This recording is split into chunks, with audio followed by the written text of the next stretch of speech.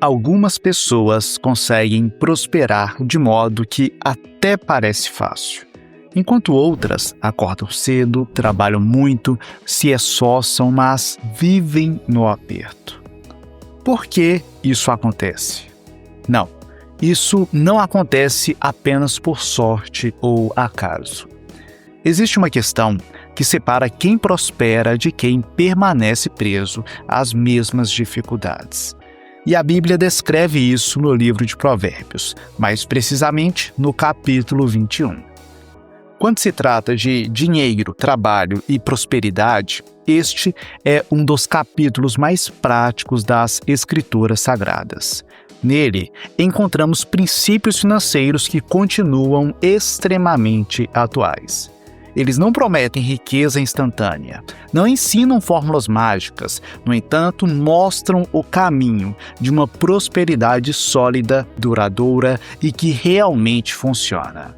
Hoje, irei te apresentar 7 princípios financeiros de Provérbios 21 que vão transformar completamente sua maneira de administrar dinheiro, trabalhar e investir. Fique comigo até o final, até porque o 7º princípio revela por que algumas pessoas prosperam sem perder a paz, enquanto outras permanecem na pobreza. Primeiro princípio: a pressa é inimiga da prosperidade. Vivemos na geração da velocidade. Tudo precisa acontecer imediatamente. Dinheiro rápido, resultados rápidos, investimentos que prometem ganhos extraordinários da noite para o dia. Mas Deus ensina exatamente o contrário. Conforme podemos ver em Provérbios 21:5, na parte B, a pressa excessiva conduz à pobreza. Observe que o problema não é apenas agir, é agir sem planejamento, agir de forma apressada. A pressa te faz comprar sem pensar, investir sem estudar, abrir um negócio sem se preparar e ainda entrar em dívidas para satisfazer desejos imediatos. Isso é muito comum hoje em dia. Vemos pessoas comprando porque apareceu uma promoção. Tem gente entrando em financiamentos de coisas que nem queriam ou nem precisavam tanto assim, porque foram convencidas pelo marketing de que a parcela cabe no bolso e que você precisa e merece isso agora. Também observamos muitas pessoas investindo, porque um influenciador prometeu lucro rápido. Provérbios chama isso de caminho que conduz à pobreza. Ei, a prosperidade não é um evento. O sucesso não é algo que acontece da noite para o dia. Não existe prêmio na loteria, jogada de sorte. Não! Lionel Messi, um dos maiores jogadores da história, certa vez disse que levou 17 anos e 114 dias para se tornar um sucesso da noite para o dia. É nessa linha que a Bíblia nos mostra que a prosperidade é construída por meio de um processo. Olha, Deus poderia ter criado o universo em um instante, mas escolheu criar em etapas. Isso nos ensina que crescimento saudável leva tempo. Quem aprende a esperar também aprende a prosperar. Segundo princípio: Deus abençoa a ordem. O ímpio mostra no rosto a sua arrogância, mas o justo mantém em ordem seu caminho. Provérbios 21:29. Olhe para a criação. Nada foi feito no caos. Tudo seguiu uma ordem: separação da luz, separação das águas, terra, vegetação, animais e o ser humano. Nosso Deus é um Deus de ordem. Quando suas finanças vivem em completo caos, você não sabe quanto deve, não sabe quanto possui, não sabe quanto gasta. Assim, fica muito difícil administrar bem. A ordem financeira começa quando você decide organizar suas despesas, as suas dívidas, o seu orçamento, as suas metas e os seus investimentos. É fato, a organização não cria dinheiro, mas impede que ele desapareça. E veremos uma maneira de trazer ordem às finanças no próximo princípio. Terceiro princípio: o planejamento é amigo da prosperidade. Vamos focar agora na primeira parte de Provérbios 21:5. Os planos do diligente conduzem à fartura. A Bíblia liga planejamento à fartura. E Jesus confirmou isso em Lucas 14:28, ao perguntar: qual de vocês, se quiser construir uma torre, primeiro não se assenta e calcula o preço para ver se tem dinheiro suficiente para completá-la? Se você quer prosperar, se você quer construir a sua torre de prosperidade, você precisa se planejar. Ora, José planejou a economia de 1/5 da produção de grãos do Egito nos 7 anos de fartura. Noé planejou como iria realizar a construção da arca como Deus o direcionou. Neemias planejou como iria reconstruir os muros de Jerusalém. Todos esses heróis da fé prosperaram porque obedeceram a Deus, fizeram e seguiram um plano. Você precisa ter um plano financeiro, isto é, um orçamento, e seu orçamento deve responder às seguintes perguntas: quanto entra? Quanto sai? Quanto posso guardar? Quanto posso investir? Amigo e amiga, quem responde essas perguntas passa a controlar o seu dinheiro. Quem não as responde acaba sendo controlado pelo dinheiro. Quarto princípio: a poupança é um ato de sabedoria. Provérbios 21:20 afirma: na casa do sábio há comida e azeite armazenados, mas o tolo devora tudo o que pode. O contraste é claro. O sábio guarda, o tolo consome tudo. Ei, economizar, ter uma reserva, investir, tudo isso faz parte da boa mordomia cristã. E quando administramos bem nossos recursos, estamos reconhecendo que tudo pertence a Deus. Quinto princípio: não morra de tanto desejar.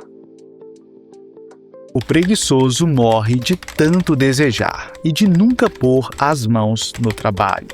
O dia inteiro ele deseja mais e mais, enquanto o justo reparte sem cessar. Provérbios 21, 25 e 26. Vivemos na era dos sonhos instantâneos.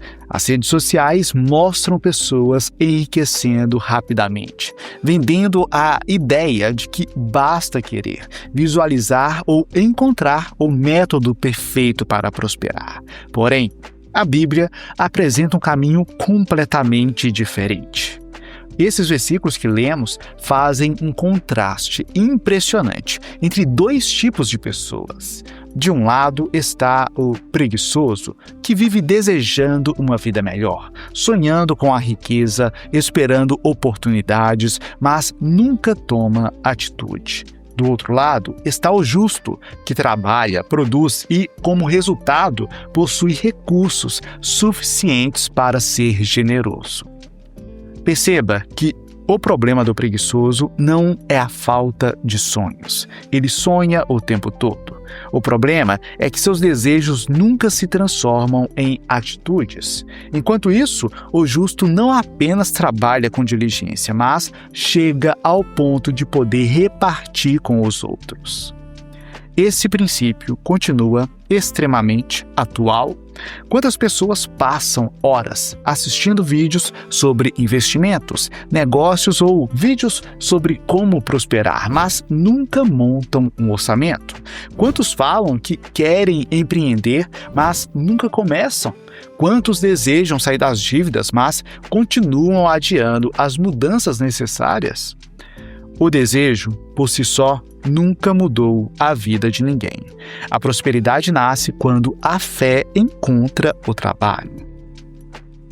Há outro detalhe importante nesse texto. O objetivo final não é simplesmente acumular riqueza.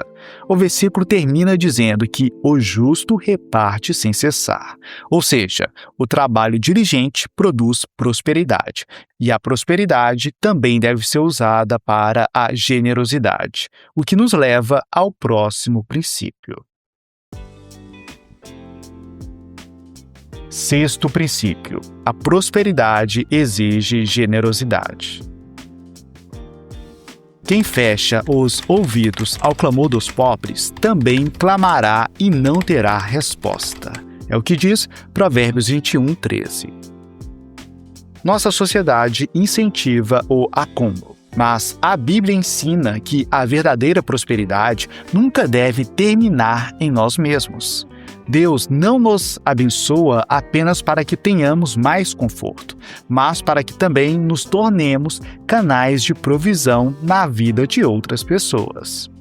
Quem ignora o sofrimento do próximo também experimentará o silêncio quando precisar de ajuda, seja nessa vida ou na vida vindoura. Jesus afirmou que há mais felicidade em dar do que em receber. A generosidade, de fato, protege o coração contra a avareza e nos lembra que somos administradores, não proprietários das bênçãos que recebemos. Por isso, inclua a generosidade no seu planejamento financeiro. Reserve uma parte daquilo que Deus lhe concede para apoiar instituições de caridade, missionários, sua igreja e para socorrer famílias em necessidade. Particularmente, eu prefiro contribuir com instituições sérias que ajudam pessoas, pois as instituições tendem a oferecer uma ajuda mais estruturada e contínua, o que dá ao necessitado maior apoio para que ele saia da sua necessidade. Assim, a menos que Deus me fale, eu evito dar ajuda a pedintes ou pessoas em situação de rua, por exemplo. No lugar disso, prefiro apoiar instituições que ajudam essas pessoas. Sétimo princípio: para prosperar é preciso controlar os prazeres. Provérbios 21:17 afirma: quem se entrega aos prazeres passará necessidade. Quem se apega ao vinho e ao azeite jamais será rico.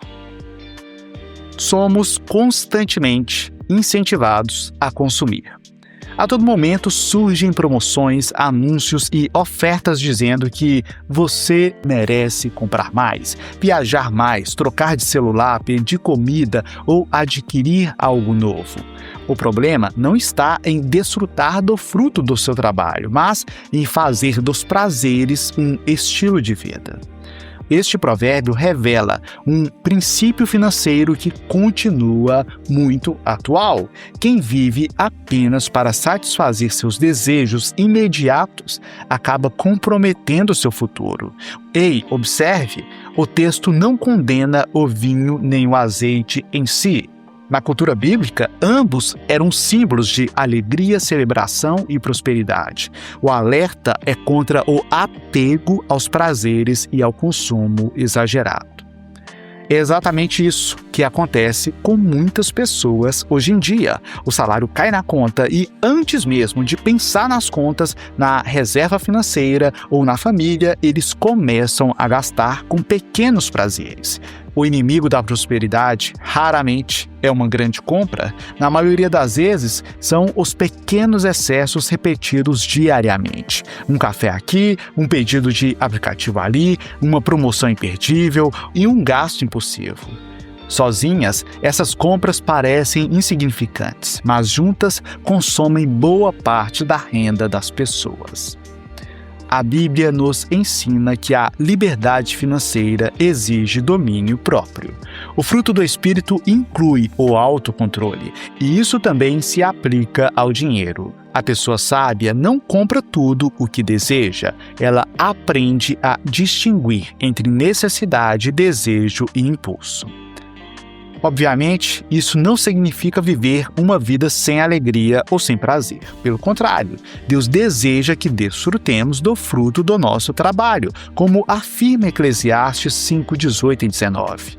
A diferença é que o prazer deve ser consequência da boa administração, e não a causa da desordem financeira.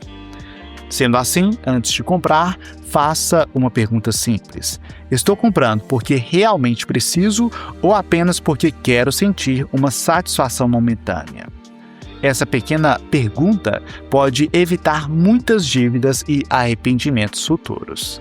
Lembre-se, a riqueza não é construída por um golpe de sorte ocasional, mas por milhares de pequenas decisões sábias tomadas ao longo da vida. E quem aprende a controlar seus desejos hoje está apto a tomar decisões que vão construir uma liberdade financeira para o amanhã.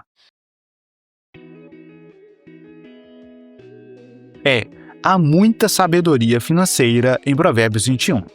Ele nos mostra que a prosperidade não nasce da sorte, nem da ansiedade, nem de fórmulas milagrosas. Ela nasce de princípios, do princípio do planejamento, da diligência, da ordem, da poupança, do trabalho, do domínio próprio e da generosidade. Esses princípios, que funcionavam há 3.000 anos, continuam funcionando hoje e continuarão funcionando sempre. Agora, eu quero saber de você. Qual desses 7 princípios mais falou ao seu coração? Escreva nos comentários, eu lerei e responderei todos os comentários. Se este vídeo foi útil para você de alguma forma, deixe seu like e compartilhe com alguém que deseja crescer financeiramente segundo os ensinamentos da Palavra de Deus. E se você ainda não é inscrito, considere se inscrever no canal, afinal, toda semana publicamos novos conteúdos sobre finanças, trabalho, prosperidade, mordomia cristã e sabedoria bíblica para ajudá-lo a administrar melhor os recursos que Deus colocou em suas mãos. Que Deus abençoe sua vida, seu trabalho e suas finanças. Até a próxima!